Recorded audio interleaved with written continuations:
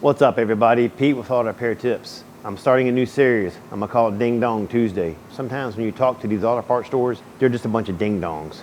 And let me explain what's going on. Back in December, we put a water pump and a temperature sensor on a 2000 model 7.3 diesel. So when we finished it up, we topped it off with fluid, checked everything out. Heater was blowing hot, temperature gauge moved up just a little bit off of cool.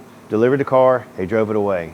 She said, I don't know, 2 days later, it just stopped working altogether. Now we're sitting in March, so she finally got it back to me. Got the car here, looked at it, said, okay, let's test the sensor. Disconnected the sensor, jumped it, gauge pegged to hot. Okay, we have a bad sensor. Called the company up, they warrantied out the sensor, stuck it in, it barely moves off of cool. I said, okay, this definitely must be a problem somewhere. So I pulled it off again, jumped it, made sure I was correct, gauge pegged out to hot. I said, hold on a second. So I plugged it up, went and boiled some water on the stove, got it up to like 240 degrees, brought it out, dipped the sensor in the water, this sensor right here. Dipped the sensor in the water, the gauge didn't move. I said, hold on a second, something is just not right. So I called up the company and I said, listen to me. I said, this here is a 7.3 diesel. The sensor I need works the gauge. He said, well, there's calls for 2 sensors on that vehicle. I said, well, I told you originally I wanted one to work for the gauge. He said, well, I didn't know which one it was, so I just sent you any one of them. I said, are you serious? He said, yeah, let me read it for a minute. Oh yeah, this sensor's called a switch. It works the gauge. I'm gonna send you that one. So I've been jerking around with this thing for a week now, you know, trying to get the correct part, going through things, just trying to figure out what the heck's wrong. And the guy's been sending me the wrong sensor all along. So when it gets here, I'm gonna show you what the right sensor looks like if you have one of these trucks. And that guy at Advanced Auto Parts is a ding dong. So they just dropped the sensor off. The only difference I see is one connector is gray, one is black. Everything else looks the same. Even the plug-in part looks the same.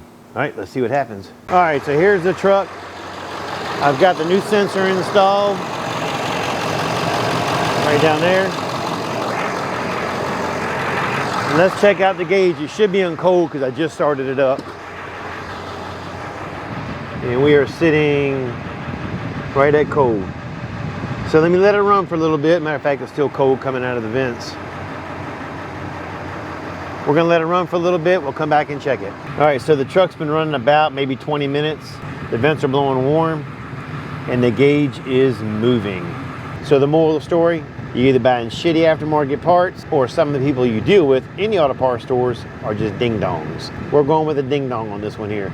I clearly asked for what I asked for. He kept sending me the wrong part. Never even told me there was an option for possibly 2 switches. He just kept sending a switch until I called him this 3rd time and confronted him and said, look man, this is not working. This is what I have. And he goes, oh yeah, well there's 2. Let's try this one. Oh yeah, he wasted a bunch of my freaking time. All right, that being said, when you're buying things, just make sure you're smarter than the guy behind the counter giving you the parts. Ask a bunch of questions if you have to, because you might be dealing with a ding dong.